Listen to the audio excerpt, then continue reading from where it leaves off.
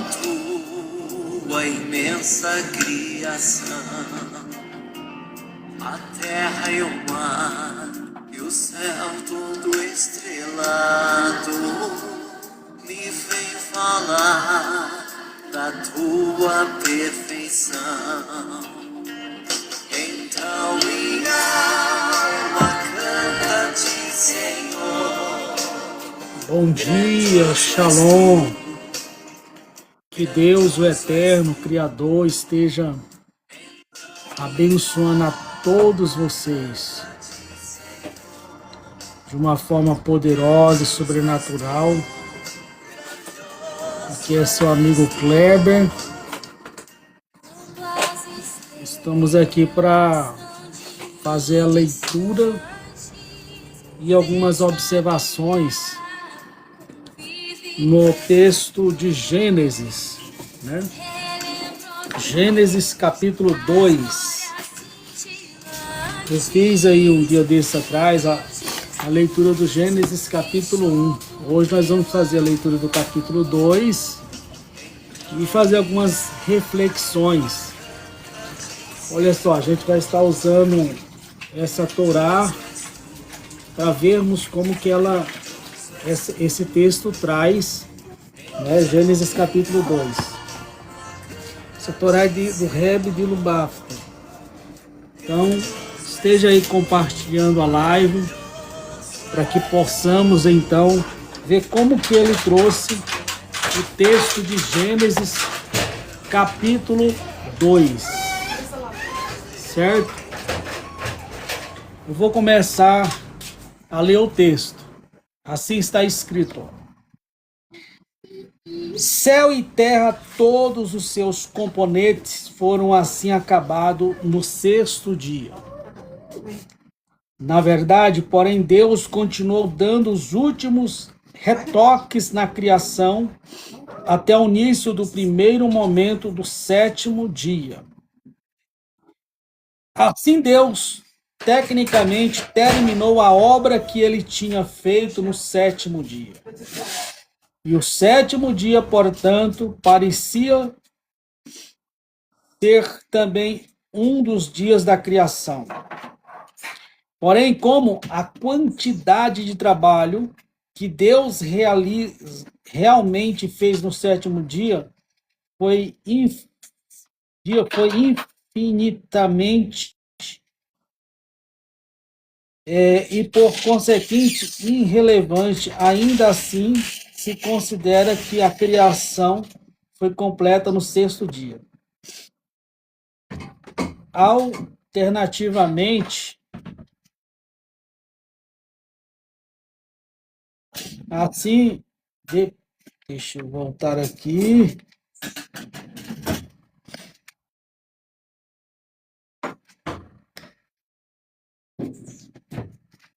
Vamos aqui para a próxima página.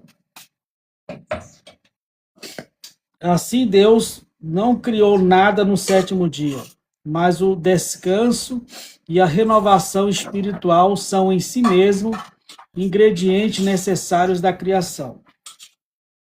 Nesse sentido, no sétimo dia, Deus terminou a obra que tinha feito, pois ele cessou no sétimo dia todo o trabalho que estivera fazendo.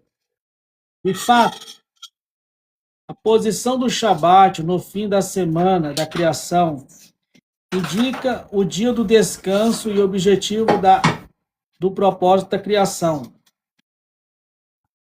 Bênção significante, aumento. A bênção do Shabat foi que o trabalho realizado durante os 6 dias precedentes produziria fartura suficiente para prover ao sétimo dia também. Essa bênção foi testemunhada pela primeira vez com o maná.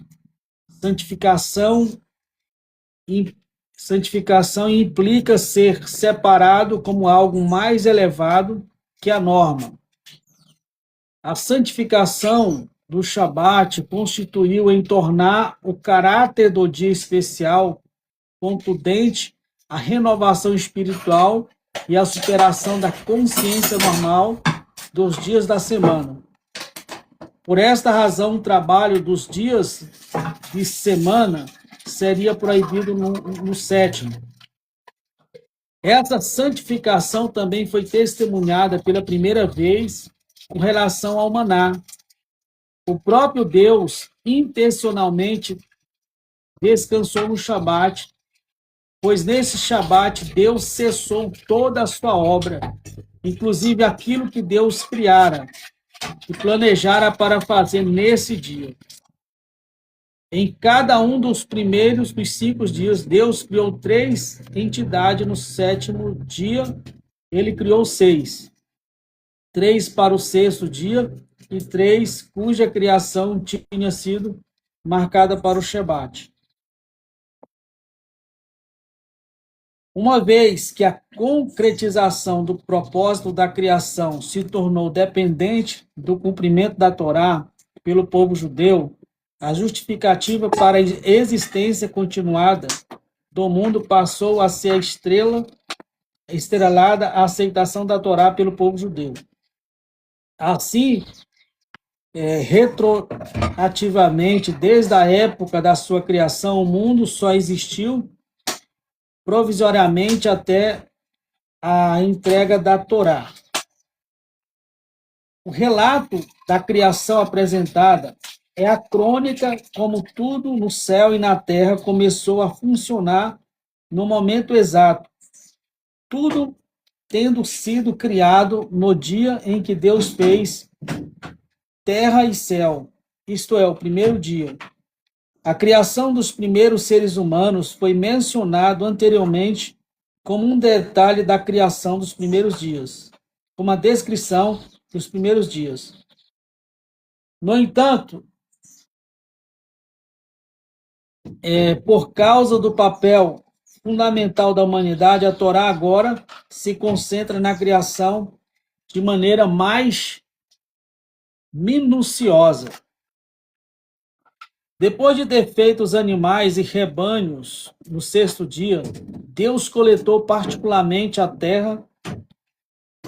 Deus coletou partículas da terra do mundo inteiro para criar o primeiro ser humano, a fim de que o corpo humano se decompusesse e voltasse a ser terra quando morresse, independentemente do lugar em que fosse sepultado. Em especial, ele usou a terra do local em que se ergueria o altar do templo sagrado de Jerusalém, que no futuro possibilitaria a humanidade de expiar os seus erros. Desse modo, Deus fez do arrependimento e da expiação componentes essenciais do ser físico da humanidade. Nenhum arbusto do campo havia ainda na terra, e nenhuma grania do campo germinava na terra nesse momento. Embora a vegetação tenha sido criada principiado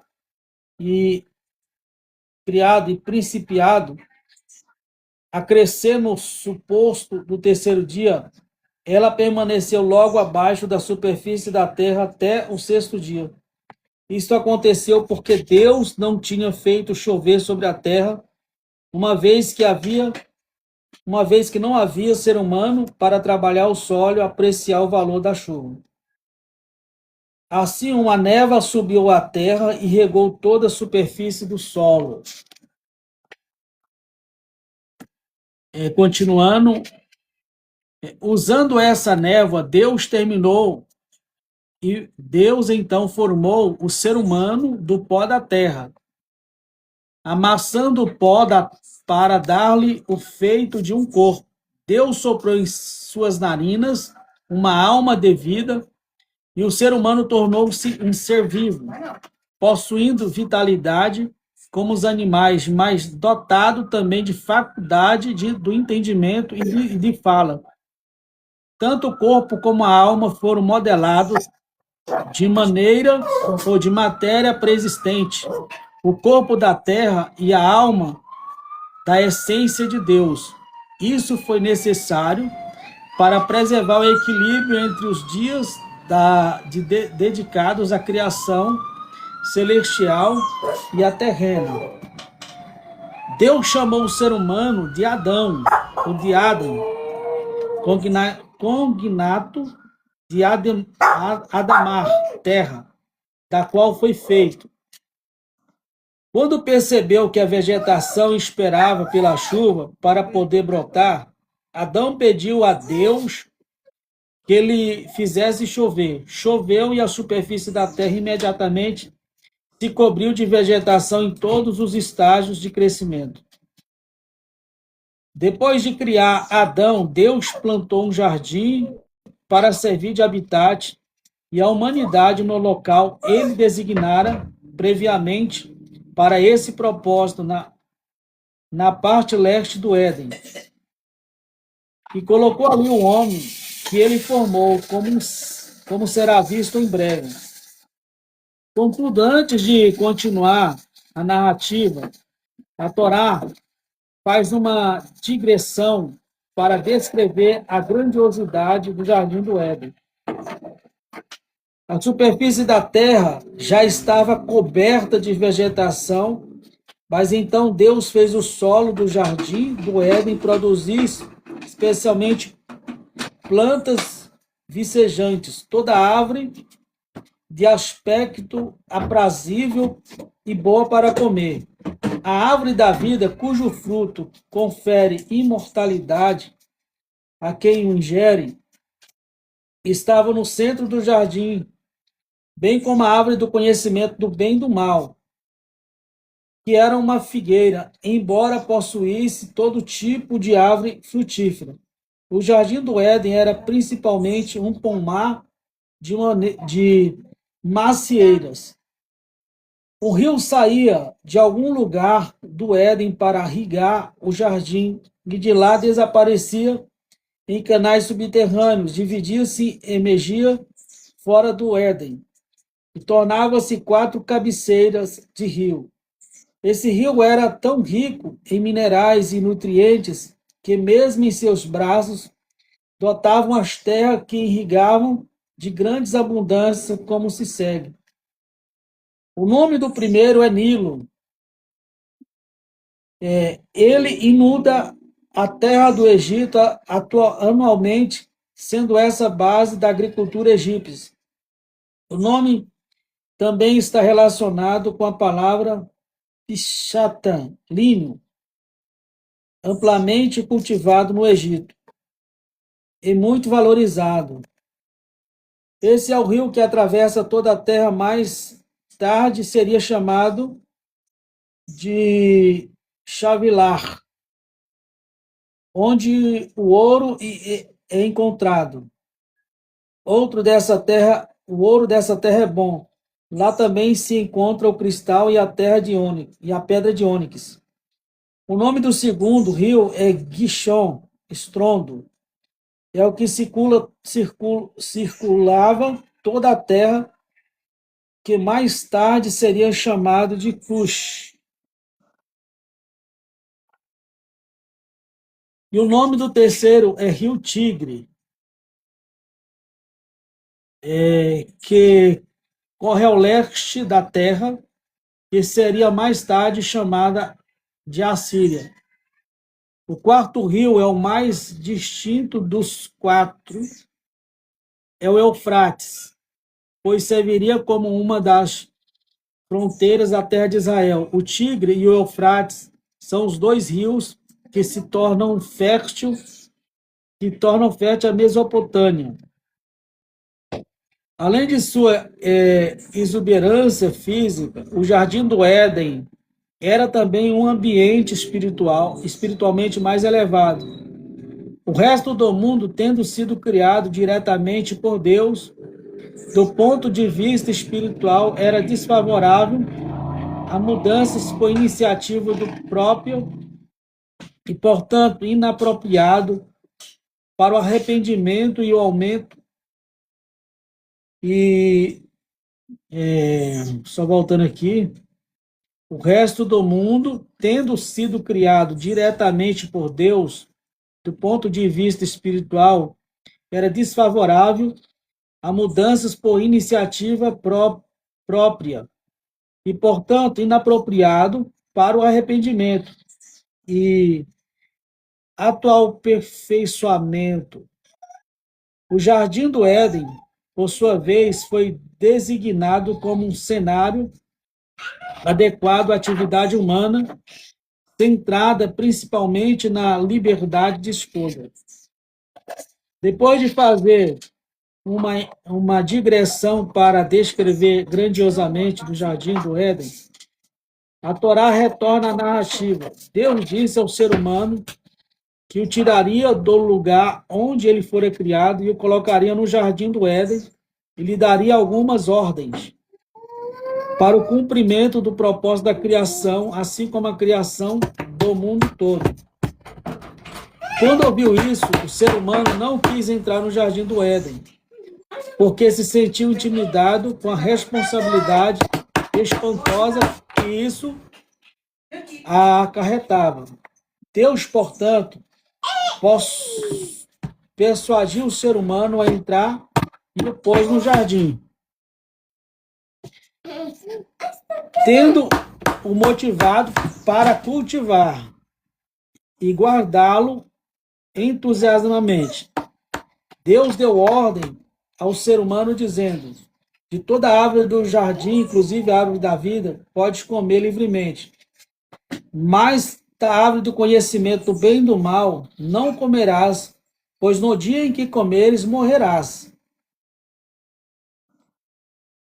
A perfeição do ser humano, formado pelo próprio Deus e criado à sua imagem e sua aptidão para a tarefa de manifestar a divindade na terra, era tão impressionante que Deus teve de assegurar que ele não se considerasse equivocadamente uma segunda deidade, nem fosse tomado por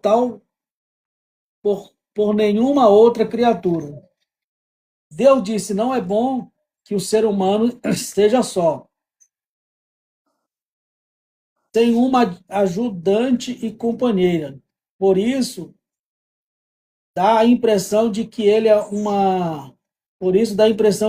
uma deidade autossuficiente, já que eu também não tenho companheira. Portanto, separarei dele sua dimensão feminina, tornando incompleto e ela necessitando de um auxílio.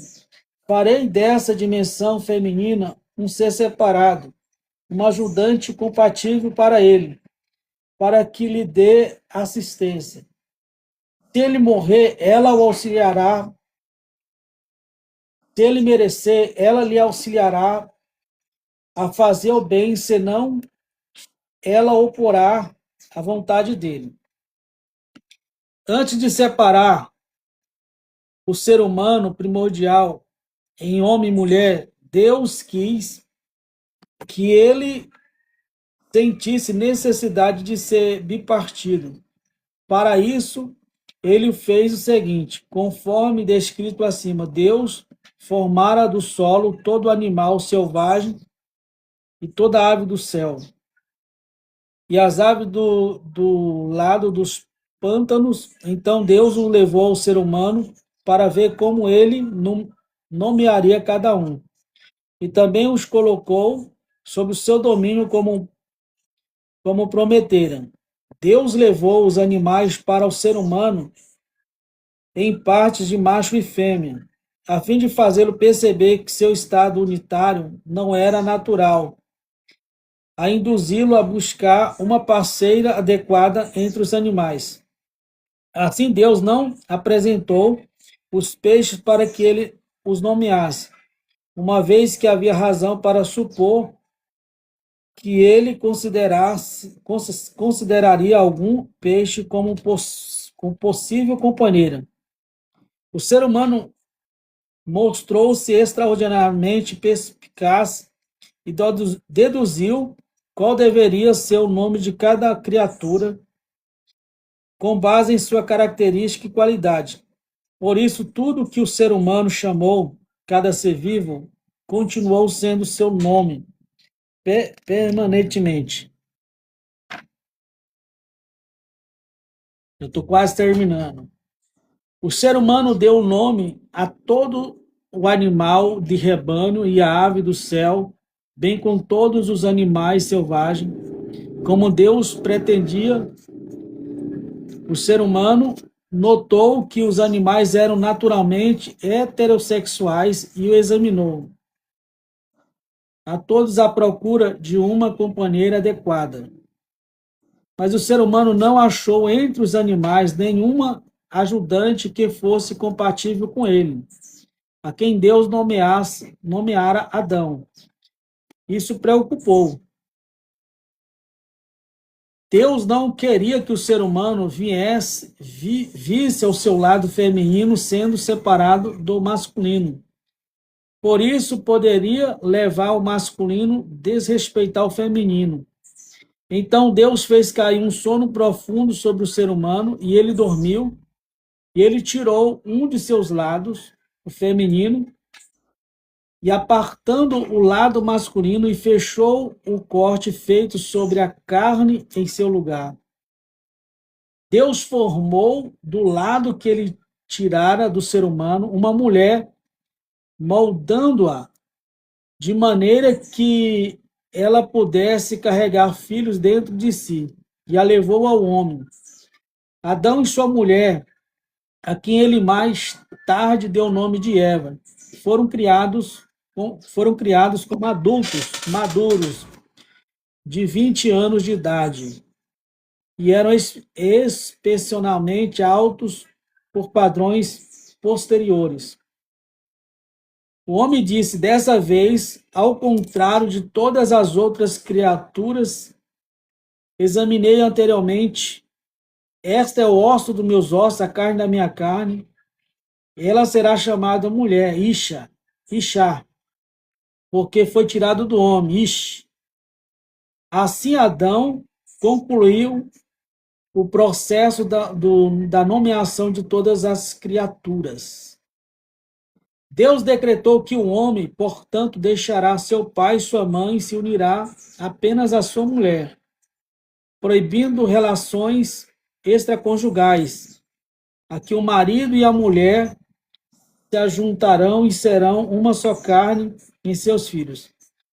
Depois de separá-los em homem e mulher, Deus abençoou e os ordenou que procriasse e desse-lhe do fruto da terra por alimento, conforme relatado acima. Os dois estavam nus, o homem e sua mulher, mas não sentiam vergonha disso. Já não tinha consciência de si mesmo como ser independente de Deus. Eles consideravam todos os seus desejos físicos como parte natural da intenção de Deus para eles. Sua consciência não estava desvirtuada por interesses próprios.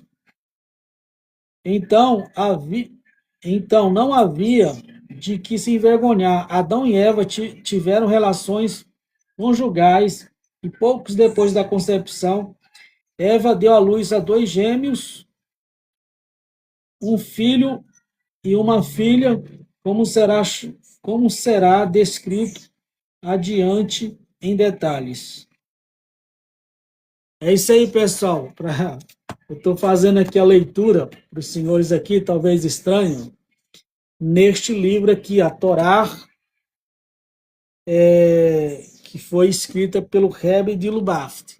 Aqui ele traz algumas interpretações rabínicas, né, com relação ao texto que nós estamos lendo aí. Alguém pode ter achado diferente, de fato é um pouco diferente das Bíblias que comumente o pessoal tem, né? Mas aqui é a Torá, trazendo o texto da Torá com o comentário desse Rebbe aqui, né, que foi um grande rabino da antiguidade dentro do judaísmo. E aqui ele traz algumas interpretações dele e interpretações também da Torá oral, tá certo? Então, nós temos aqui em Gênesis, capítulo 2, algumas coisas interessantes, como, por exemplo, Gênesis 2 traz alguns detalhes que Gênesis 1 não traz. Por exemplo, Gênesis capítulo 1 fala que Deus criou o homem, né? Mas não relata a matéria-prima, o que Deus utiliza-se para criar o homem. É dito também que Deus criou os animais, mas não relata a matéria-prima pela qual Deus criou os animais. Já em Gênesis 2 você percebe tanto os animais como também o homem, ele fora criado da terra, do pó da terra, certo? E o ser humano, ele recebe algo diferente, ou a sua criação, a sua existência, ela é manifesta uma ideia diferente de todos os outros seres que anteriormente foram criados. Então, os senhores que estão nos acompanhando aí podem solicitar para pedir para subir, para comentar também a respeito dessa temática. Tá bom? Pode pedir aí, solicitar, que nós vamos estar recebendo vocês. Então, o homem, ele é diferente de todos os outros seres, como eu já disse, que fora criado. Ele tem uma autoridade superior, ele tem um conhecimento superior, ele tem uma condição superior a tudo que ali fora criado, como eu disse você. Deus se utiliza da terra para criar o homem, tira da terra componentes e cria o ser humano que nós conhecemos como Adão.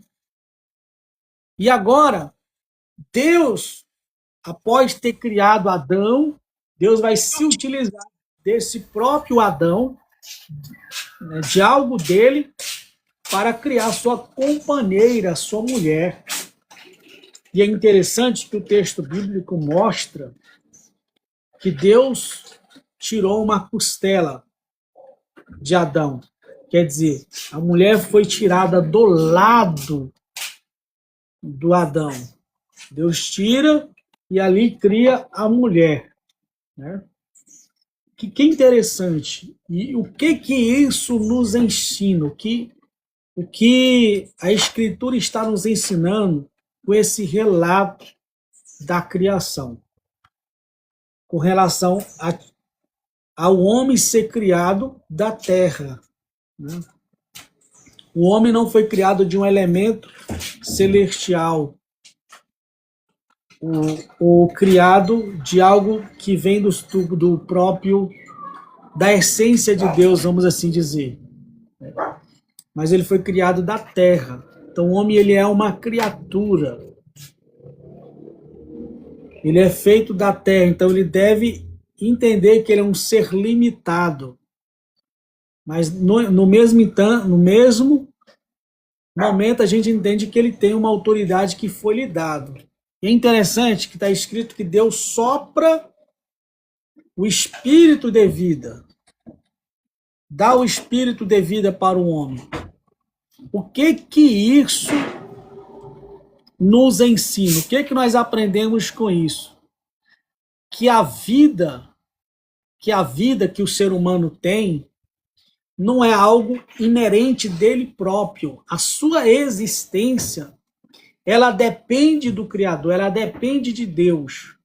Nós só estamos vivos porque Deus nos mantém vivo com essa energia que nos foi colocada. É justamente isso que você vai perceber no capítulo 3, depois quando a gente lê. Deus, ele vai falar para Adão assim, ó, tu és pó e ao pó tornará. Tu foi criado da terra e para a terra você vai voltar. Porque quem deu a vida para o ser humano foi quem? Para Adão. Foi o Criador, foi Deus, o Todo-Poderoso. Então, a existência, a vida, né, ela depende de Deus. Outra coisa que eu aprendo muito aqui no livro de Gênesis é com relação à eternidade. O homem foi criado como um ser eterno ou a sua eternidade dependia de algo para Deus lhe dar? Era algo que Deus poderia conferir a esse homem ou ele já era eterno? Você já parou para pensar nisso? Se o homem foi criado eterno, um ser eterno, por que tinha a árvore que dava um fruto que o homem, ao comer esse fruto, ele teria a vida eterna? Se ele já era eterno, se ele já era imortal, se ele foi criado como um ser imortal, por que para ele ter a vida eterna, ele tinha que comer do fruto da árvore da vida? Você já parou para pensar sobre isso? Então já está conosco a irmã Adriana, deixa eu ouvir ela um pouquinho. Os outros irmãos que estão acompanhando aí, que quiserem subir, que quiserem participar, podem vir participar aqui com a gente. Vai ser uma alegria poder ouvi-los, né? Ouvi-los aqui na live também, o comentário de vocês. Nós estamos falando sobre Gênesis 2. Pode falar, irmã Adriana. Boa tarde, tudo bem? Oi, irmão, a paz, boa tarde. Tudo bem, sim, graças a Deus. E você e família? Tudo bem, graças a Deus estamos bem. Hoje o estudo, né, sobre a criação, né, que o irmão tá Eu fazendo. fiz a leitura do Gênesis 2 hoje. E estou fazendo algumas observações aí. Até agora eu concordo com tudo que o irmão falou sobre a leitura, né? Eu entendo, né, o que eu também aprendi, né, que Adão e Eva foi os primeiros seres humanos, né, que Deus criou. E Deus preparou tudo, né, para que esse ser humano pudesse viver aqui, né, nessa terra.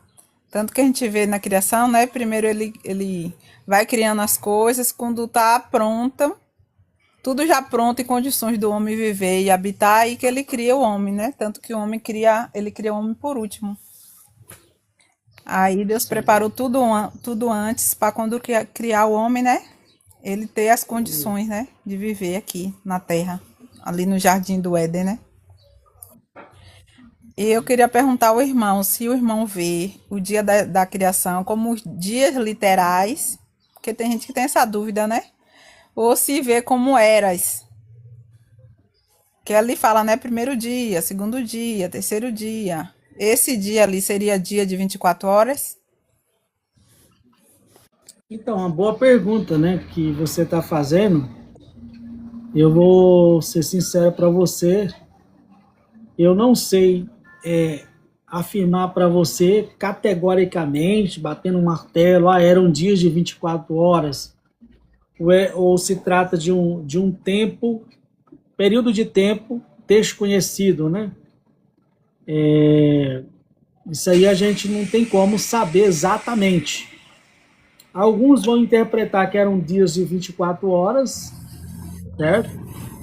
E outros vão interpretar que eram dias simbólicos, era um período de tempo simbólico. Então, eu exatamente assim, nessa questão aí, eu não bato martelo, vamos assim dizer. Eu acho irrelevante se era 24 horas, se era um período de tempo que a gente não conhece, certo? Mas eu percebo que a ideia ali do escritor é mostrar, né, que Deus criou as coisas dentro de uma ordem. Não vejo muita relevância em, tem que ser dia de 24 horas, tem que ser dia simbólico. Isso para mim eu vejo irrelevante nesse sentido. Entendi. É porque Eu sou, né, da igreja adventista, né? E lá eles interpretam assim como um dia de 24 horas. Até por isso que a gente guarda a questão do sábado, entendeu? Porque ele fez tudo em 6 dias. E no sétimo dia, né, ele abençoou, santificou e descansou. E lá também em Êxodo 20, né, ele fala também que está instituindo um sábado ali porque ele é o criador de todas as coisas.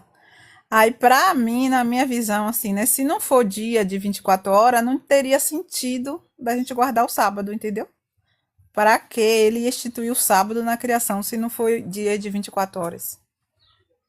É por esse ponto, entendeu? Mas eu vejo como foi realmente dia de 24 horas, né? Que ele fala ali, tarde e manhã, primeiro dia, tarde e manhã, segundo dia, né? Eu creio que ali ele está falando da parte escura e da parte clara, né?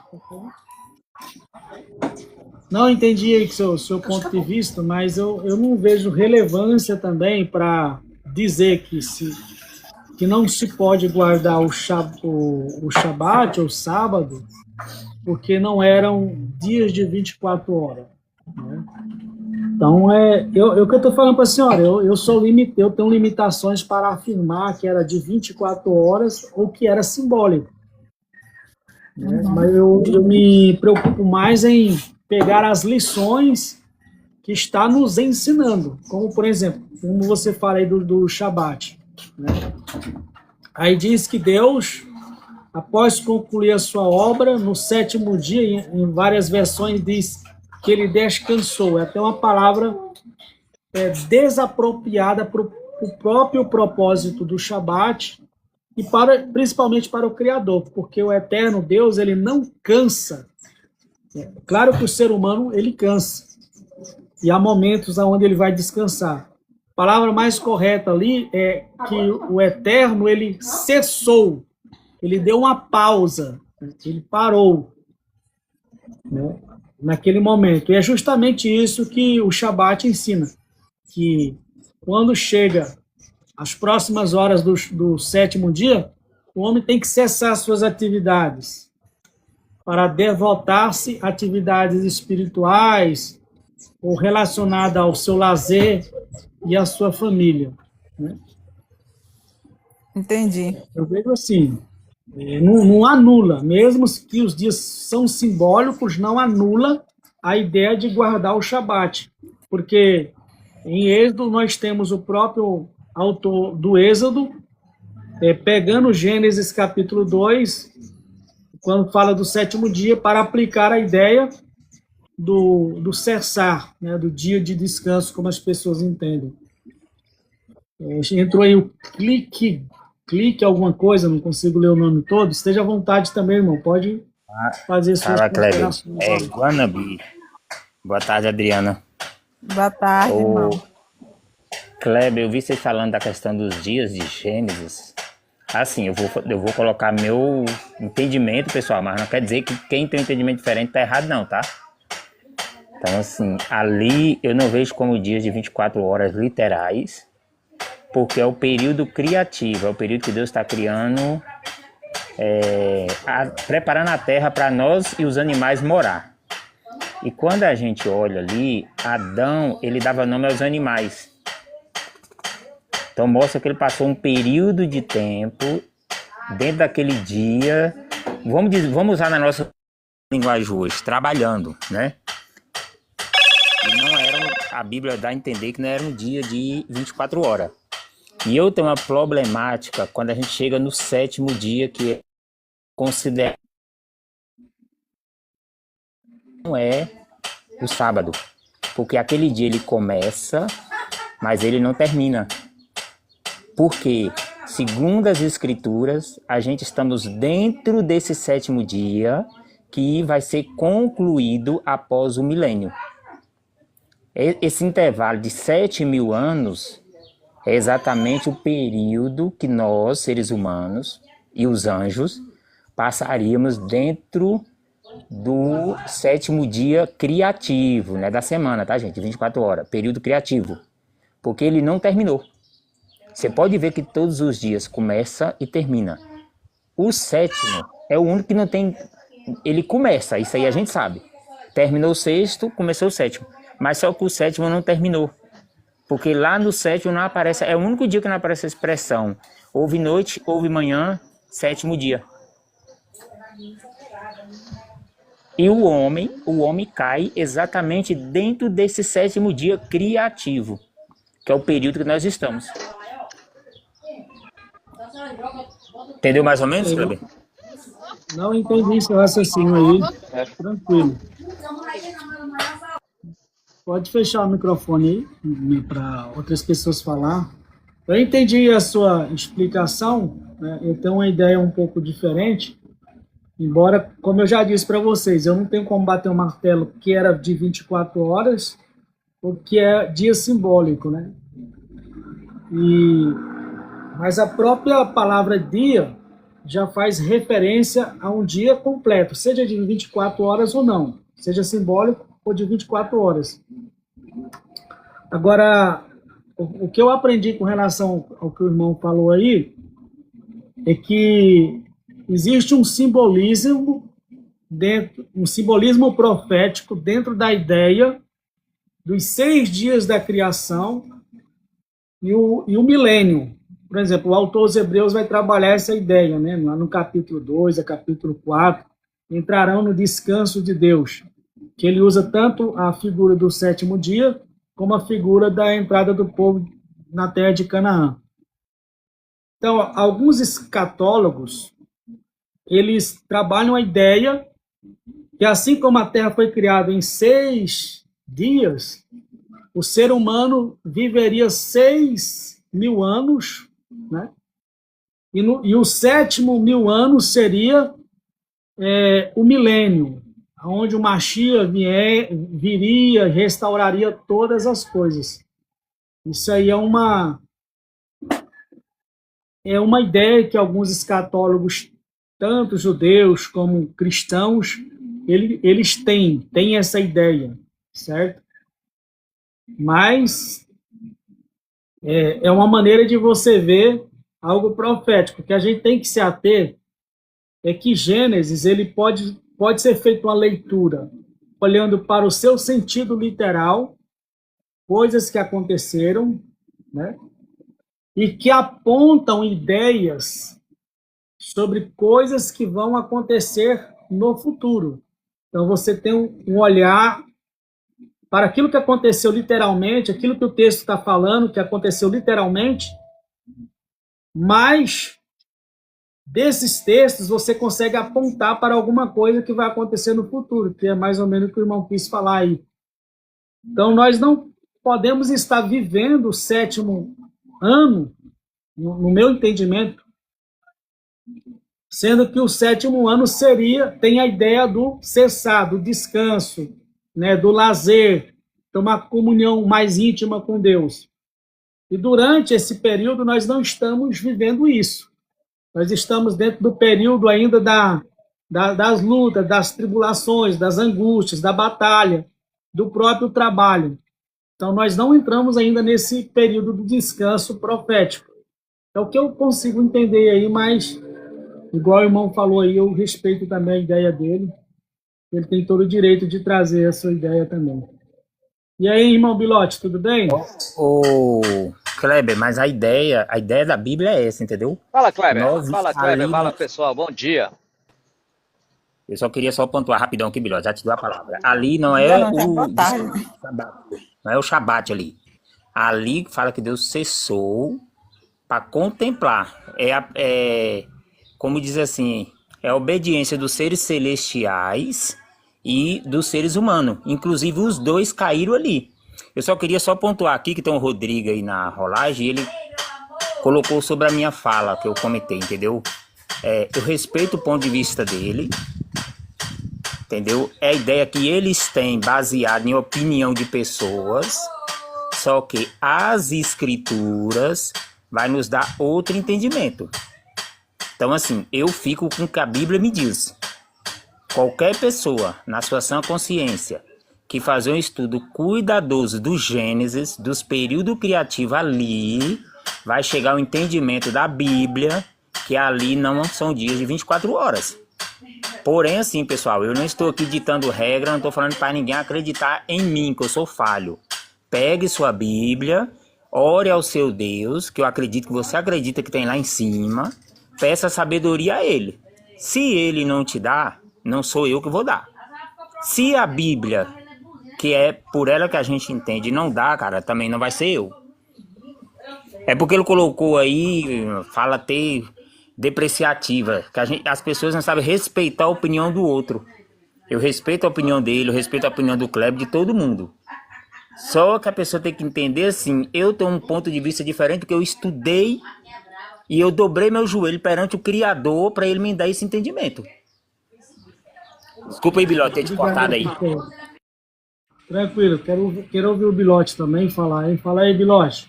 Aqui, só para você entender o contexto, eu fiz aqui a leitura aqui do Gênesis 2, nessa Torá aqui, ó, do Rebbe de Lubavitch. Aí ele traz aqui, ele traz o texto, né, hebraico, inserindo dentro do texto a interpretação dele de alguns rabinos, né, baseado no Talmud, na Torá oral, essas questões aí. Aí aqui a gente está dialogando agora sobre Gênesis 2. Os colegas colocando aqui alguns comentários a respeito daquilo que é descrito em Gênesis 2. Esteja à vontade para fazer sua participação. Travou, Bilote? Congelou.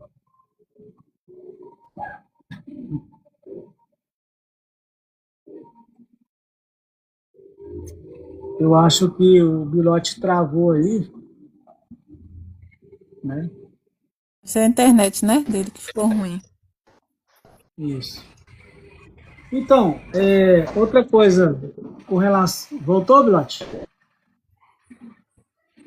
Uma coisa interessante com relação ao próprio Shabat, o sétimo dia. Quando a gente vai para Êxodo, capítulo 20, o autor ele vai falar que assim como os céus e a terra foram criados em 6 dias, no sétimo dia, o Eterno santificou e abençoou. Então, aquela santificação e aquela bênção que é mencionada em Gênesis 2, santificação é separação. Ele separou aquele dia para algo específico.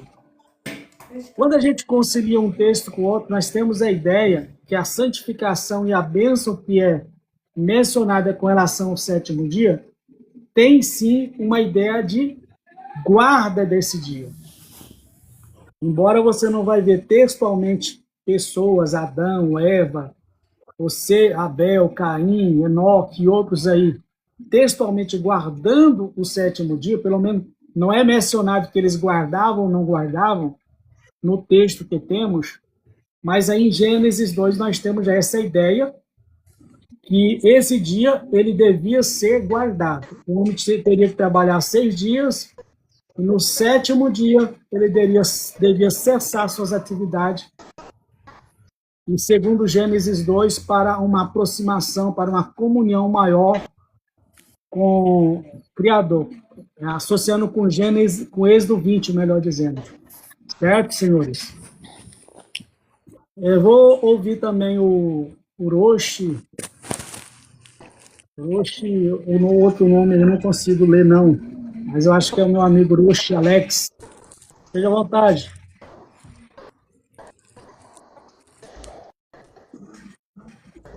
Shalom, Kleber. Shabbat Shalom. Tudo bem, pastor Shabbat Kleber? Shalom. Tudo bem? Kleber, meu nome é Ockman, viu? Esse nome aí aliás, Ockman. Ockman. Ockman. Roshi Ockman. Bom, pessoal, Shalom para todos. Uma grande satisfação aqui. Me parece que o tema é o Shabbat, então, Kleber? Não, eu fiz a leitura aqui do capítulo 2, né, por essa Torá aqui, do Rebbe de Lubavitch. Aí a gente está fazendo alguns comentários a respeito do Gênesis 2. Sim, Aí uma Adriana, ela fez um questionamento para mim, se os dias ali são dias de 24 horas ou se são dias simbólicos, como que eu entendia. Aí eu falei para ela que eu não tenho conhecimento de bater o martelo, se é de 24 horas ou se é dia simbólico, né? Aí a gente entrou nesse assunto do Shabat, certo? perfeito. Porque ela disse assim, que se os dias não são de 24 horas, ela não acharia fundamento, então, para guardar o Shabat. Então, uma das razões por ela entender que os dias são 24 horas é porque se guarda o Shabat. Eu entendo que o Shabat deve ser guardado por aqueles que querem guardar. No entanto, eu vejo, sendo os dias simbólicos de 24 horas, não é irrelevante para dizer que não pode se guardar porque seria simbólico. Entende? Correto, Mas esteja à vontade de fazer suas considerações. correto. Bom, eu diria que, em primeiro lugar, o caminho a ser traçado aqui, Kleber e os demais, seria analisar do ponto de vista literalista. É o primeiro passo a ser tomado. Você sabe perfeitamente que no judaísmo você tem um sistema de interpretação, um sistema hermenêutico, que é o Pardes, e a Torá ela é compreendida no primeiro nível literal. Então ela sempre é estudada com base na literalidade. Depois sim você vai avançando para um drash, para um remes, para um sod, vai analisando se o significado é simbólico depois, vai analisando se existe alguma mensagem oculta por detrás. E assim a sabedoria judaica, ela vai analisando o texto e descobrindo o seu sentido. Ou seja, em suma aqui na minha fala eu diria o seguinte, o judaísmo compreende ali sim como 7 dias literais. A priori sim, 7 dias literais. Porém, tem muito mais coisas ali do que 7 dias literais. Eu poderia dizer, como por exemplo, o próprio Shabat. Certo, maravilha. Outra coisa que eu aprendo aí com relação da santificação e a bênção nesse dia, agora eu passo para os outros colegas, é com relação ao princípio da dedicação ao trabalho, né? E a ideia do homem não se tornar um escravo do trabalho, um escravo do dinheiro. Que o homem ele deve trabalhar para ter as suas posses para o seu lazer. Ele tem que trabalhar, mas ele tem que ter um tempo para o seu lazer, um tempo para a sua família, um tempo para dedicação maior a Deus. Embora você pode se dedicar a Deus e a sua família todos os dias, mas tem que ter um dia, um momento com um período de espaço maior, né, para esse propósito. E muitas pessoas hoje elas se tornam escravos, né? Só trabalham, igual o povo quando estava lá no Egito. Só trabalhando, não tem um dia para estar com os filhos, para estar com a esposa, né, para fazer uma dedicação espiritual maior para com Deus. E eu vejo que a ideia da bênção, né, e da santificação do 7º dia traz também essa ideia. Mas aí agora eu passo para a Adriana, para depois o Clique, e depois eu volto de novo por Oxe aí. Pode falar aí, Adriana. Olha, o meu ponto de vista, né, eu já dei aí falando sobre a criação. E realmente eu tenho dificuldade de ver no restante das escrituras que foram assim dias simbólicos, foram eras que a gente ainda está vivendo num 7º dia. Assim, eu tenho dificuldade, entendeu? Ainda não vi assim um texto que fale claramente isso, que me deixe entender nesse ponto de vista, entendeu? O que eu vejo que tem mais sentido é 24 horas, mas eu respeito, entendeu? A opinião de todo mundo. É só o meu ponto de vista que eu estou dando aqui, com relação de tudo que eu já li, né, na Bíblia. Eu vejo que realmente é literal, é 24 horas. Mas se, né, as pessoas vê diferente, entende diferente, e ela tá sendo sincera, né, no que ela tá passando aqui e explicando, eu respeito, entendeu? Mas assim, eu ainda tenho dificuldade de ver por esse lado, eu ainda não compreendi assim. Como a gente estivesse, né, vivendo um sétimo dia. Eu acho muito estranho isso. Maravilha. Irmão Clique, agora é a sua vez aí de falar, esteja à vontade. Eu queria até, irmão, se porque você pudesse citar alguns textos, entendeu? Que comprove, que dá base porque ele acredita. Tranquilo, irmão. Depois eu passo a oportunidade, aí você traz os textos, Adriano. Ouve o Clique, depois o Rocha, aí a gente volta a ouvir você. Pode falar. qual é o ponto das escrituras, pessoal? O que, é que a gente tem que entender? Primeiro, todo cristão professa, ele tem que ter uma coisa na cabeça e na mente dele. Não se aprende a Bíblia da noite para o dia. Não se abre a Bíblia, lê um versículo e é detentor de uma verdade de bilhões de anos, gente. Então a gente tem que ter essa consciência. Se aprende a Bíblia lendo, estudando, pesquisando e orando ao autor da Bíblia. E temos que ter muita paciência. Então, assim, para a gente ter entendimento das Escrituras, leva um tempo. Para a gente obter entendimento de alguns assuntos da Bíblia, leva um tempo e muita dedicação. Sobre a questão dos dias criativos, períodos longos. E outra coisa, pessoal, não tenha dó de botar 0 nesses dias. Porque o dia de 24 horas, a gente não acrescenta nenhum 0. Quando a gente sai do dia de 24 horas e vai para períodos, aí vem alguns zeros depois ali. E é muito 0, viu? A Bíblia vai trazer um entendimento que cada período não é uma semana, não é 1000 anos, é muito tempo. Só para a gente ter uma ideia, como a Bíblia dá a entender e mostra isso claramente, que o 7º período, ele começa e ele não termina, porque ele só termina depois do milênio, só até nós hoje está inteirando 6.000 anos dentro desse período. Só que uma observação, 6.000 anos que Adão e Eva desobedecem ao Criador. Essa contagem é desde que eles desobedecem. O período que eles passaram dentro do 7º dia, na perfeição, não está nesses 6.000 anos, não. Esses 6.000 anos que a Bíblia nos mostra para nós hoje é que eles comeram daquela fruta e desobedeceram ao Criador. Fruta que eu falo porque ele simboliza com a fruta, tá, pessoal? Mas a gente não sabemos. É a árvore da vida. Então, assim... Mas é estudar, gente. É quando a gente lê a Bíblia, quando a gente confia no autor da Bíblia. Porque se eu não confio no autor da Bíblia, eu vou confiar em quem? Cara, é o autor da Bíblia que vai dar entendimento. Se a pessoa não buscar o conhecimento, não vai aprender nunca. Então, assim, o meu entendimento que eu tenho desse período criativo é que são períodos. O 7º está em vigência, segundo a Bíblia, não, ele começa e não termina. Porque, assim, é a conclusão dos seres celestiais, como eu já mencionei, e dos seres espirituais. Né, que é a perfeição, que é ali do homem obedecer ao Criador. Kleber, rapidão sobre o que você falou, sobre o período da gente descansar, eu concordo com você, porque a nossa vida hoje ela é muito curta.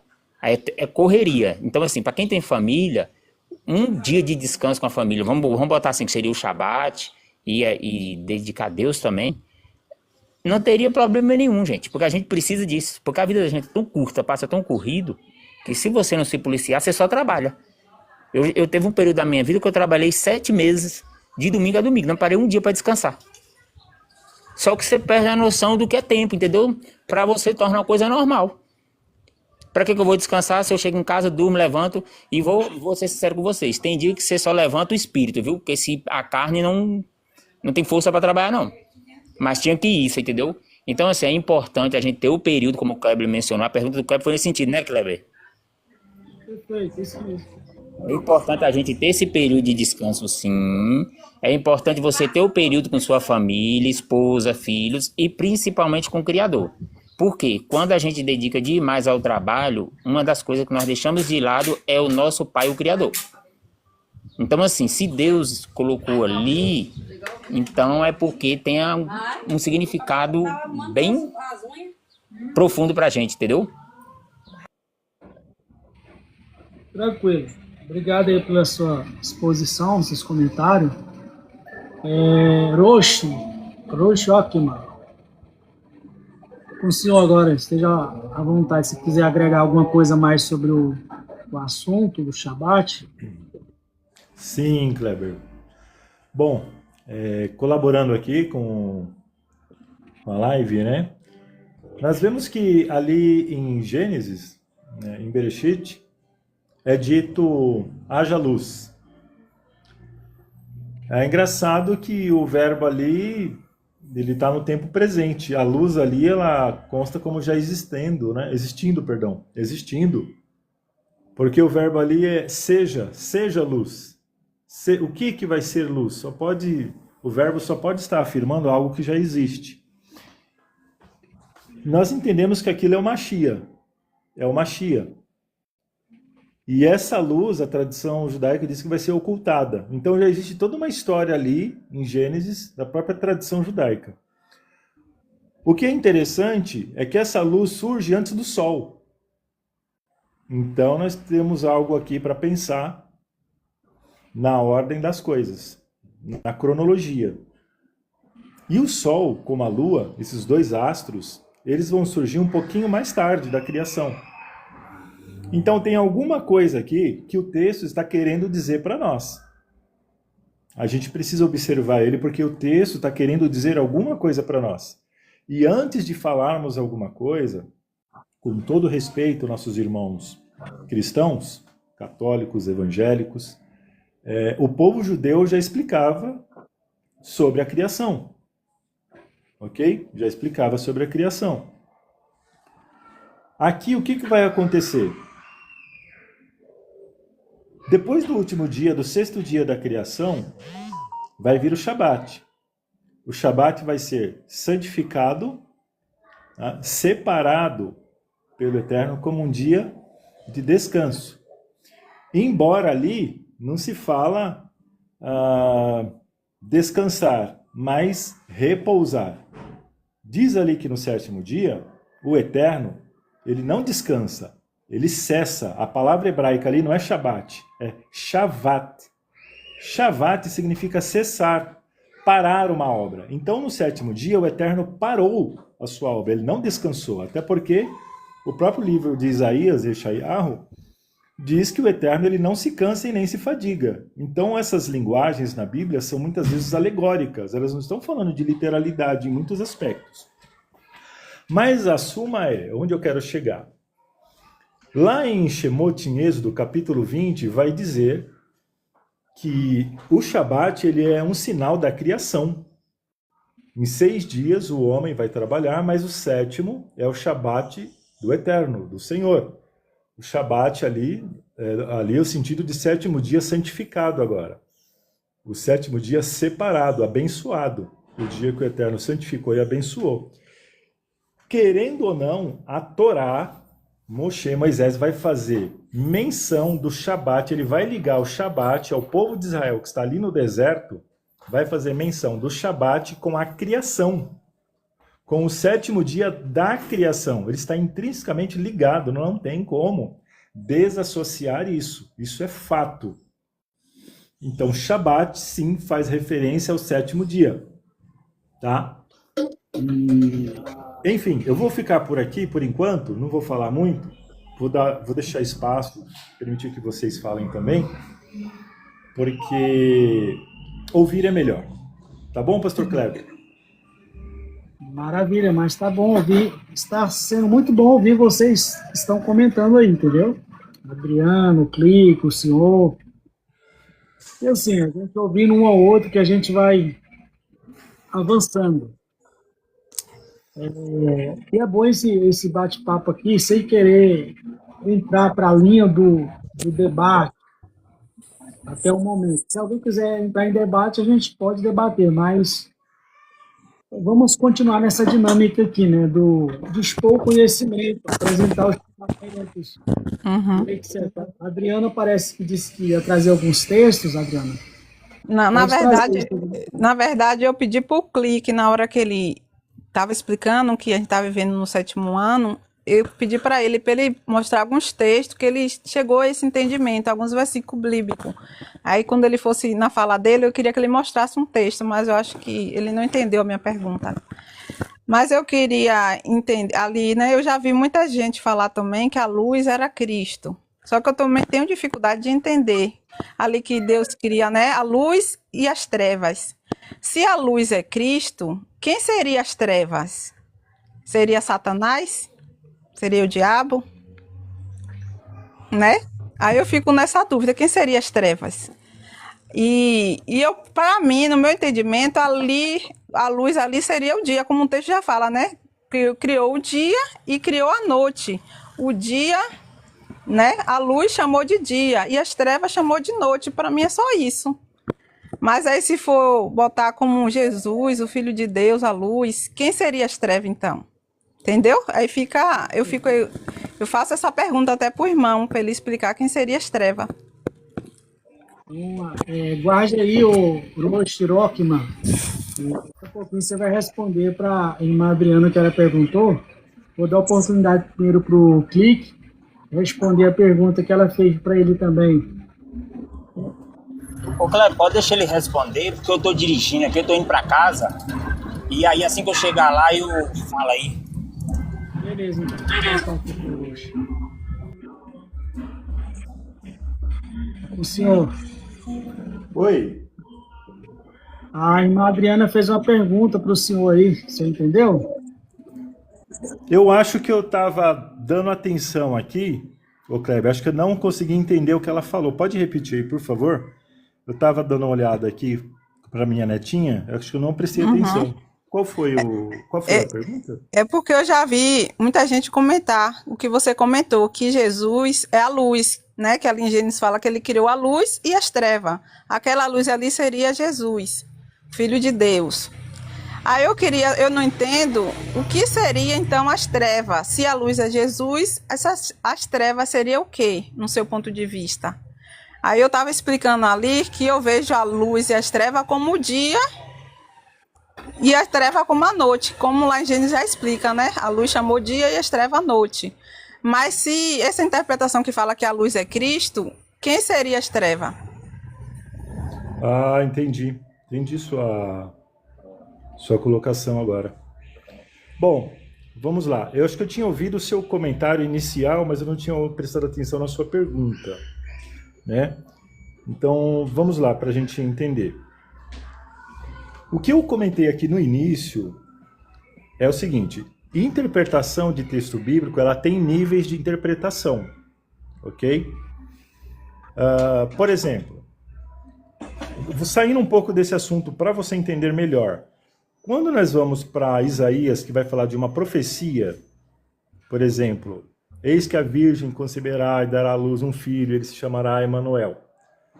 Todo cristão lê ali como que ali sendo, né, a Virgem Maria, a Virgem que é virgem, acabou e ponto final.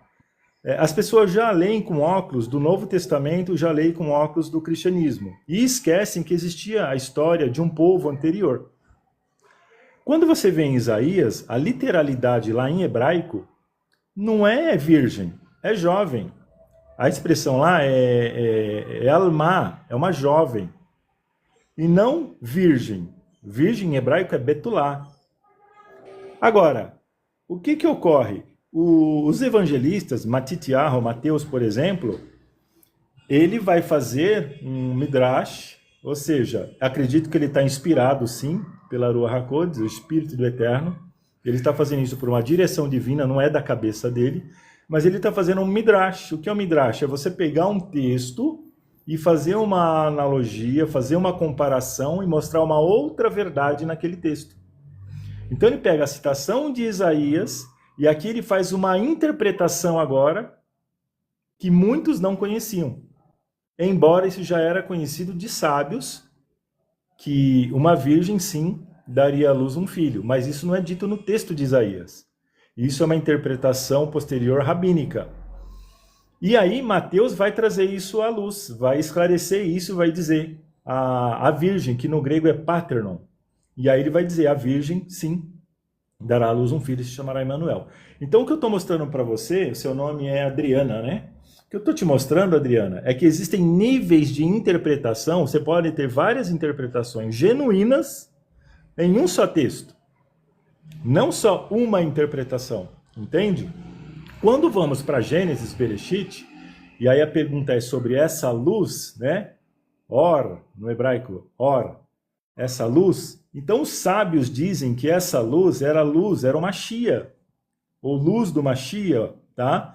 E ele é manifesto em forma de luz. Ou seja, luz aqui é obediência, é Torá, é espiritualidade, é graça, é verdade, tá? E trevas, o que seria trevas? A trevas é o oposto. Trevas é o pecado, trevas é a idolatria. Trevas é a ausência da presença divina. Assim como a gente diz que trevas é escuridão, inclusive o próprio Rodrigo Silva, o pastor Rodrigo Silva, não sei se você é adventista, né, ele diz, ele tem vários podcasts, ele fala, né, dessa questão da ausência da luz, da ausência, que as trevas, ele concorda com isso. As trevas é a ausência da luz. Então, levando para todo esse aparato, as trevas é a ausência do Mashiach. É o pecado, é a escuridão, é o erro, é a malignidade, é o Yetzer Hará. Os sábios compreendem como isso sendo trevas.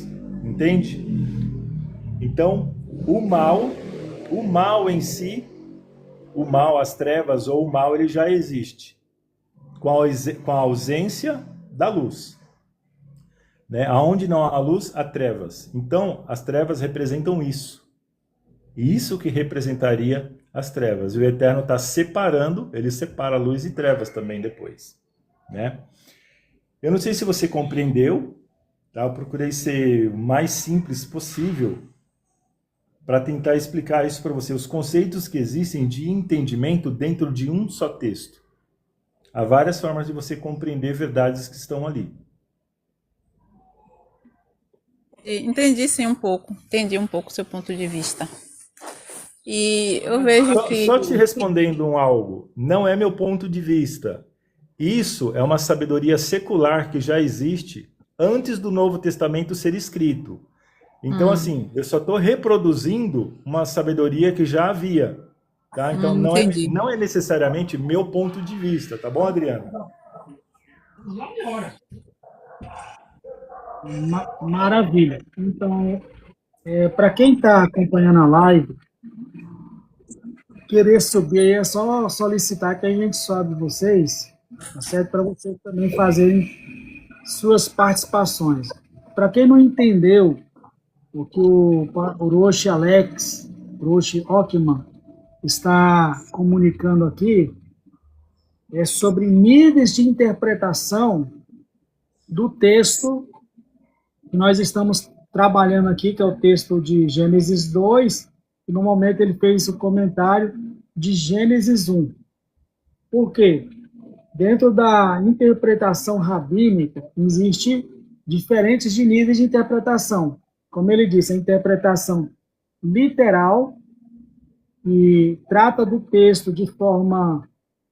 olha para o texto de forma histórica, vê aquilo que aconteceu, né? Literalmente um homem foi criado, certo?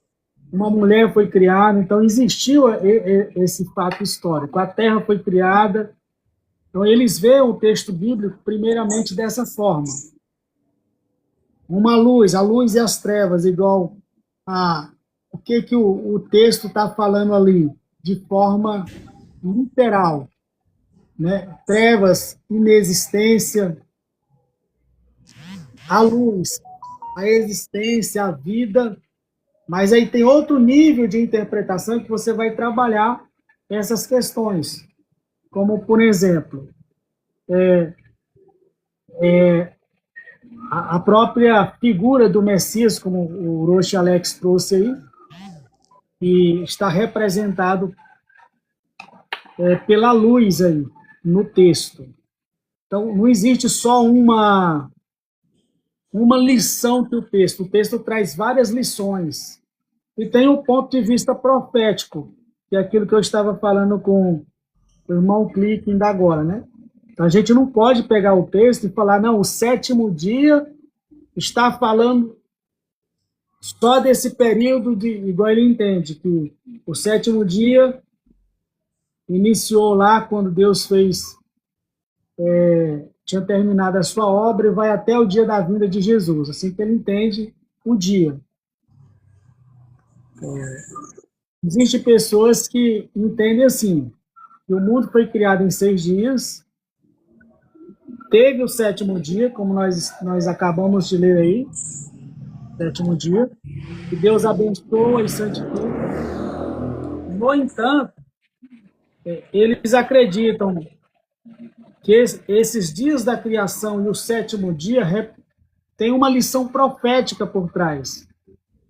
6 dias representaria 6.000 anos da humanidade na Terra, e o 7º dia aponta para a ideia do milênio, do reino milenial, do reino do Messias, quando o Messias viria e traria descanso para os seres humanos, onde ele restauraria todas as coisas, a paz, a alegria e etc. E existem outros níveis de interpretação também, né?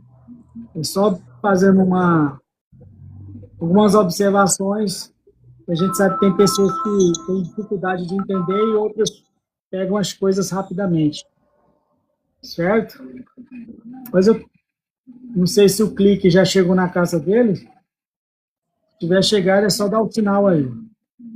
Eu queria também ver com vocês outros pontos aí no livro de Gênesis, capítulo 2, que é, por exemplo, que é uma dúvida que muitas pessoas têm. Em Gênesis 2, nós temos aí a ordem de Deus falando que o homem não poderia comer do fruto do conhecimento do bem e do mal. E agora é a minha pergunta para o Orochi Alex, né? Que fruto era esse? Que árvore era essa? Eu até perguntei agora há pouco, no início da live, se o homem ele era um ser imortal, por que ele tinha que comer do fruto da árvore da vida para receber a vida eterna? Se ele já não era eterno, ele já não era imortal, então por que existe a árvore do conhecimento do bem, ou a árvore da vida ali, ele teria que comer o fruto, uma vez que ele era imortal? Então, eu queria ouvir do senhor um pouquinho a respeito da árvore do conhecimento do bem e do mal e dessa árvore da vida. E da mortalidade, não imortalidade de Adão, primeiramente. É comigo, Kleber? É pro senhor mesmo, hein? Perfeito. Você é uma bênção. Bom, você fez, acho que 2 ou 3 perguntas, né? Isso. Qual foi aí a primeira? A primeira pergunta que eu fiz foi com relação ao que é a árvore do conhecimento do bem e do mal e o fruto dessa árvore, lá em Gênesis, capítulo 2. Certo. Bom, esse tipo de assunto eu acho ele bem complexo, porque você não tem uma resposta plausível, assim, clara nas escrituras. Existem muitas teorias, muitas interpretações, as quais uma delas eu vou até apresentar aqui para vocês, tá? Mas o que seria a árvore do conhecimento do bem e do mal? Quando nós vamos ouvir os sábios de Israel, essa árvore, ela é a Torá. Ela é a Torá e tem outros níveis de interpretação. Ou seja, é a Torá, o que significa a Torá? É a palavra de Deus, é as escrituras, era a palavra que o povo de Israel conhecia. A palavra que te ensina, a palavra que te faz aprender, é a palavra que te sustenta, a palavra que te direciona. Então, a árvore representa isso. Tá? Existem também a opinião de sábios que a árvore pode representar Mashiach. E existe também um conceito já mais esotérico, não vou entrar nesse detalhe porque muitas pessoas nem gostam disso, mas já representar aqui a árvore, a Sefirot, as 10 Sefirotes, que é uma árvore. E muitos judeus vão por esse caminho, né, representando as 10 Sefirot. Só uma observação aqui, não sei se o senhor entendeu, eu perguntei sobre a árvore de conhecimento do bem e do mal. O senhor está se referindo a ela ou está se referindo à árvore da vida? Ah, perdão. Sim, sim. Agora entendi melhor, Kleber. Tá certo. Vamos lá. Mudando todo o discurso agora. A árvore do conhecimento do bem e do mal, primeiro, ela é compreendida como o conceito de acessar o livre arbítrio. Está associada à obediência. Obediência. Que árvore é essa exatamente? Qual é a literalidade dessa árvore? Ninguém sabe. Ninguém sabe. Qual é a literalidade dessa árvore? Que fruto era essa árvore? Ninguém sabe. Nem cristão, nem judeu. Nem teólogo nenhum sabe. O judaísmo tem teorias. Ah, era uma maçã. Ah, era figo, porque após pecarem, foi feito roupas de figo. Então, existem alguns comentários rabínicos que apontam para o figo. Existem comentários rabínicos que falam que era pé de videira, ou seja, era uva. Então, assim, a gente vai ficar viajando nessa maionese, né, como se diz. A gente não vai ficar aqui viajando, né? É difícil responder que árvore é essa literalmente. Se adotarmos o ponto de vista literal, pshat, o máximo que podemos dizer, Kleber, era uma árvore, ponto. De madeira, com folhas? Sim. Tinha fruto comestível? Sim, ponto. Qual é o fruto? Não sabemos. Essa árvore representa o conhecimento. Ela representa o discernimento espiritual. O discernimento das coisas. Ela representa vida. Vida, que sentido? Conhecimento, vida do conhecimento. Irmãos, boa tarde. Discernir bem, discernir mal. Agora... Perfeito. Perfeito? Agora, com base no que eu estou dizendo aqui, aí eu pergunto aos senhores, o que...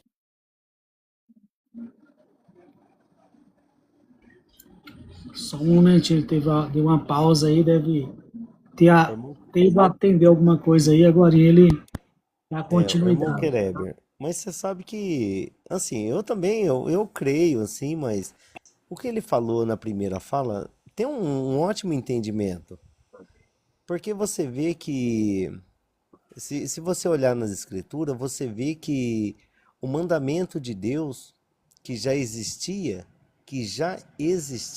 antes da lei de Moisés, o mandamento de Deus é o quê? É o amor a Deus sobre todas as coisas e o próximo como a si mesmo. Já havia uma lei, embora não escrita, né? Assim, que chega ao nosso conhecimento, mas dá a entender que essa árvore do bem e do mal faz parte desta lei, ao qual uma vez foi quebrada pelo mal. Eu creio fielmente, assim. A primeira fala que o irmão tinha falado dá a entender isso mesmo. Não sei se o irmão já viu onde lá em Tiago, né, que diz assim que não é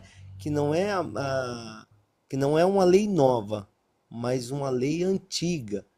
Tipo, essa lei antiga a qual ele se refere, nem Moisés não foi bem antes de Moisés, bem antes de tudo. E aonde estava essa lei? Então leva a esse entendimento, sim, que a quebra dessa lei foi aonde veio o pecado, que é o mal, né? Agora eu passo para os senhores novamente. Hoje o senhor acabou caindo, de repente pausou. aí a sua fala, a sua live, e aí o senhor caiu, eu já mandei o convite, se o senhor quiser retornar, já está retornando. Deixa só ele concluir, pessoal, e depois eu passo para vocês. O senhor acabou caindo aí, pode dar continuidade. Oi, tá me ouvindo aqui? Sim, sim, estamos. Ah, perfeito. Eu não sei, caiu aqui, eu nem lembro que eu perguntei mais, eu estava falando, né? Deixa eu me lembrar onde eu estava na minha explicação. Eu estava falando sobre Eu acho que eu ia fazer uma pergunta, né? a árvore no seu sentido literal, aí você estava iniciando a fala no seu sentido figurado. Lembrei aqui, eu estava dizendo, exatamente. Então, se considerarmos a árvore literal, né, eles estão realmente comendo uma fruta, tá? Estão comendo uma fruta, estão se alimentando com uma fruta imprópria, tá? Então, a gente deve entender que vamos considerar que é uma árvore literal e que é um fruto literal, ok? A gente não consegue identificar que árvore e fruto é esse. Ponto. Porém, nessa ação, nessa atitude, existe um princípio que está... Opa, tudo bem, pessoal? Existe um princípio que está sendo quebrado aqui. Qual é o princípio? Está sendo quebrado o princípio da obediência, mediante a desobediência. Essa desobediência vai causar a quebra do vínculo entre homem e Deus. E o que vai ocorrer aqui? Tá? Vai haver a aceleração do Yetzer Hará, que é a inclinação do mal. Nós sabemos que o judaísmo entende que todo homem ele tem uma inclinação natural para o mal. E isso, o homem foi criado assim, inclusive. Ele foi criado assim. O que é esse mal do homem? Não é um mal de maldade. Isso é um mal que leva o homem a fazer ponderação entre as escolhas. Ou você avançar mais ou avançar menos. Ou você ser de mais ou você ser de menos. E aí cabe ao homem ser o equilibrador, a pessoa equilibrada dessas escolhas. O Yetzer Hará, que é uma inclinação para o mal, ele é acelerado aqui. Ele é instigado com o pecado, com essa desobediência. E aí haverá agora uma inclinação predominante sobre o homem. Vai haver uma inclinação predominante, aonde o mal aqui é a questão da autonomia moral, sem Deus. Tá? É isso que está acontecendo aqui agora. E o bem seria o alinhamento com a vontade divina, a vontade do Criador. Então, basicamente, é isso aqui que se entende do que é bem e mal, a árvore do conhecimento de bem e de mal aqui. Aí foi perguntado sobre a árvore, né, Kleber? A árvore, e o que mais foi perguntado aqui? A segunda pergunta foi a seguinte questão. Que a maioria das pessoas tem a ideia que Adão ele foi criado juntamente com Eva como seres eternos e imortais. Boa. Aí a questão é, se eles já eram eternos e imortais, quer dizer, não morreriam, e só morreria se comesse do fruto da árvore do bem e do mal, por que então tinha a árvore da vida, que possibilitaria para eles comer para nunca mais morrer? Inclusive, no capítulo 3 é dito que eles são tirados do jardim para não comer e não sofrer o dano da morte. Perfeito. Bom, vamos lá. Eu vou responder isso aqui, Kleber, e eu vou precisar sair da live, porque a minha filha, meu genro, acabaram de chegar de Taubaté, eu estava esperando eles, e eu estou conversando com uma pessoa lá de Portugal também, aqui ao mesmo tempo, antes de entrar na live. Tá? Aí eu não vou poder ficar. Você me perdoa, tá bom? Os colegas aqui. Eu vou dar essa participação e vou me retirar, tá bom? Beleza. Tá, então vamos lá. Olha que interessante.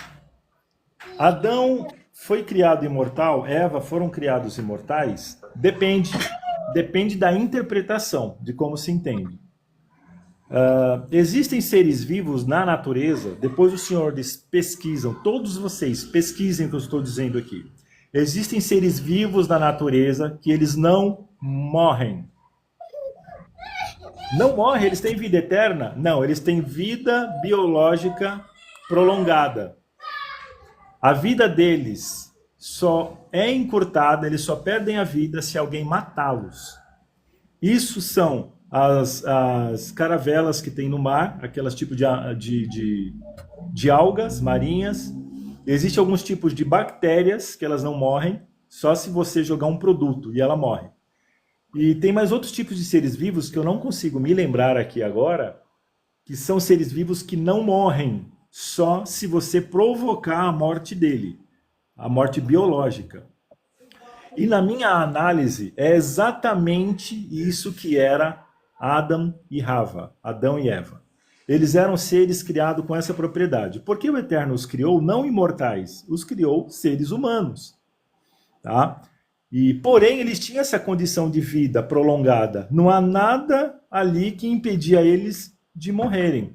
Tá? Nada. A não ser que fosse causado neles a própria morte. Não há nenhuma menção de que eles morreriam ali. A não ser que eles causassem a própria morte. Ou seja, pecando. Pecando. Portanto, Adão e Eva não foram criados imortais. Eles não receberam almas. Com todo respeito, se tiver algum imortalista aqui, tricotomista ou dicotomista, eu respeito a opinião, tá bom? Porém, um estudo mais rebuscado da antropologia e a forma da sociedade, a cultura, e de como foi evoluído e formou o pensamento dos antigos hebreus, é dito isso nas melhores obras que existem acadêmicas, que os hebreus nunca creram em imortalidade da alma, nem mesmo em inferno, nem mesmo em Gehinnom. Tá? Eles não criam nisso. Então, o que ocorre aqui? Ocorre que o homem é criado mortal, com uma condição de vida biológica prolongada.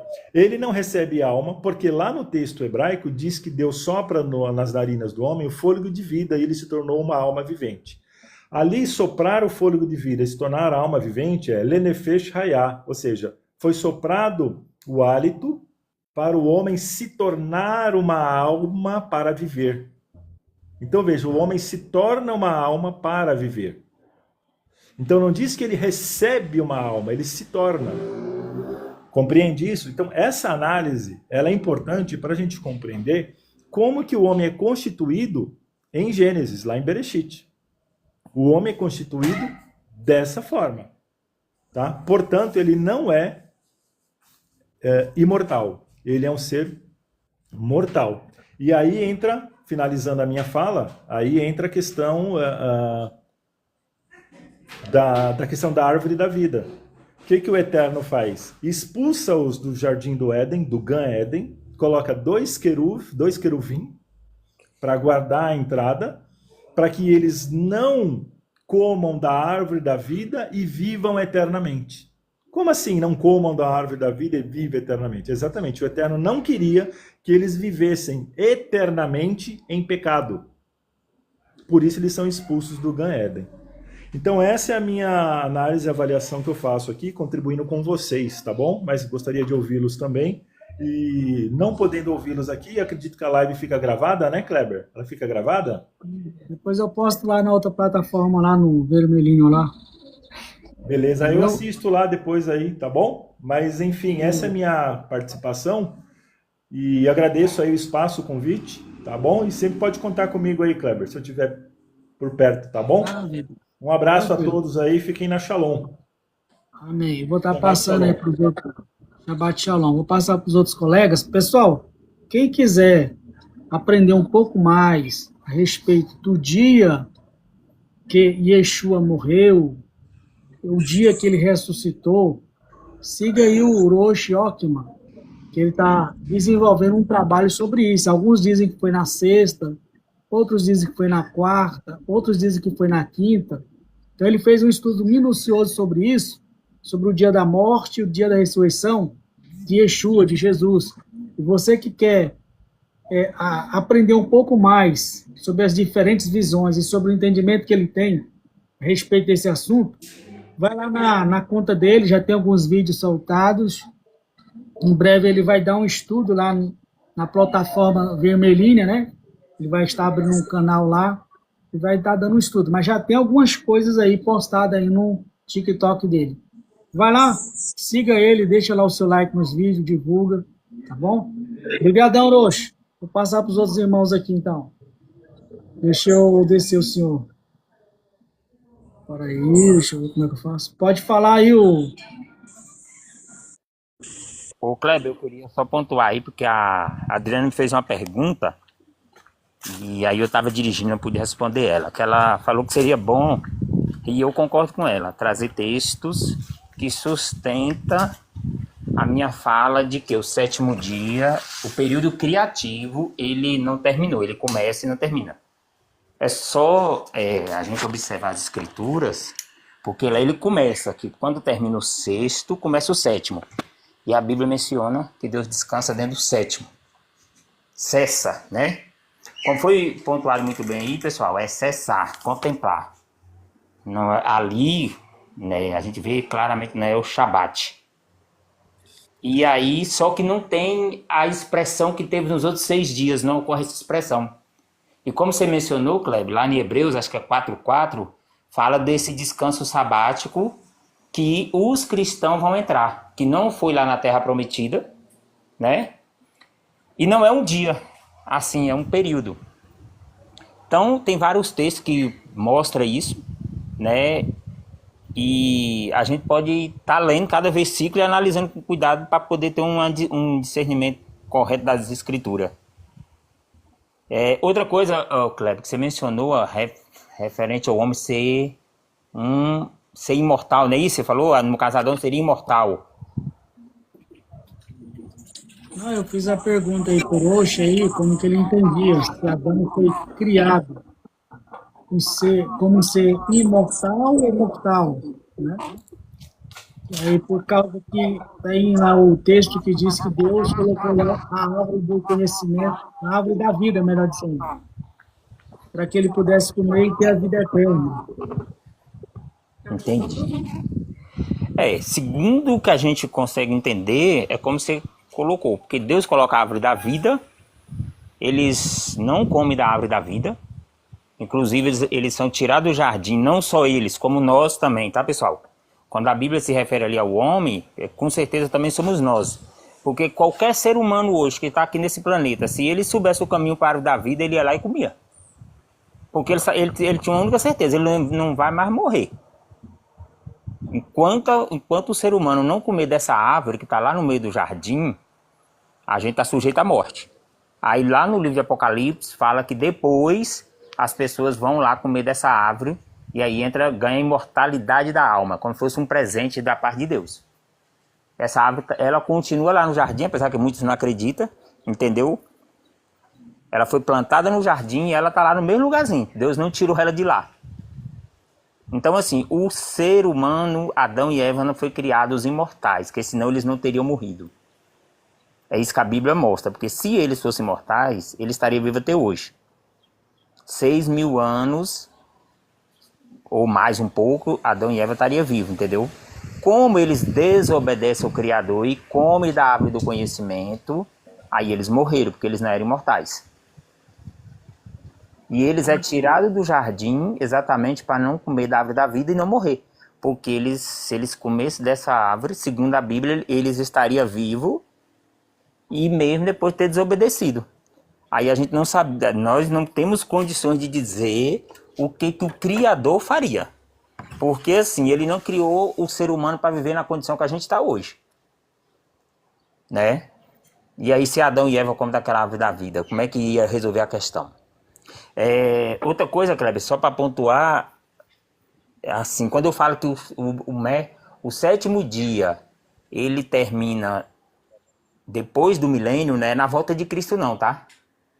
É depois que Cristo Jesus reduzir a nada todo inimigo. O último inimigo que Jesus vai reduzir a nada é a morte. Vai destruir, eliminar, pulverizar no lago de fogo. E entregar o reino para seu Deus e Pai. Dali para frente é que a Bíblia mostra que vai haver essa terminação do sétimo dia. Não é na volta de Jesus. É pós-milênio. Mas nós não sabemos. Pode passar 1000, pós-milênio, pode passar 2000, entendeu? É porque quando a gente comenta um assunto, às vezes o assunto ele é muito abrangente, é muito uma coisa... E às vezes eu posso ter me expressado mal, não sei se deu a entender isso, né? Mas o que a Bíblia mostra é isso, é depois do milênio, depois que Jesus destruiu o último inimigo é a morte, no Lago de Fogo. Tranquilo. Irmã Adriana, você está satisfeita aí com a resposta? Deixa eu dar vontade aí para você. Aham. Sobre o texto, né, que ele citou, realmente eu já li essa passagem, sim, em Hebreus, que fala do descanso, né? Que fala ali, tá falando ali do descanso ali da terra prometida, que eles não entraram no descanso, e ali fala de outro descanso, né? Que eu creio que esteja falando do descanso espiritual, do descanso eterno. Eu conheço um pouco esse texto, mas não sei me aprofundar muito, entendeu? Mas eu já anotei aqui, depois eu vou dar uma pesquisada melhor no texto, entendeu? Que eu já li assim por cima. Eu achei que estava falando da terra prometida e do descanso eterno, que vai ser no futuro, né? Tranquilo. E sobre o assunto aí, se o irmão quiser depois, eu concordei com o que o outro irmão que estava aí falou, né? Que ele já saiu da live, eu concordo. Eu concordo que ali estava falando a questão da obediência, né? Que Deus deu ali aquela árvore do conhecimento do bem e do mal, mas o importante ali, o essencial ali, é a obediência ao casal ali, a Deus. Eles tinham que ali uma prova de teste, como fosse um teste de fidelidade, entendeu? Se eles iam obedecer ao Criador ou não.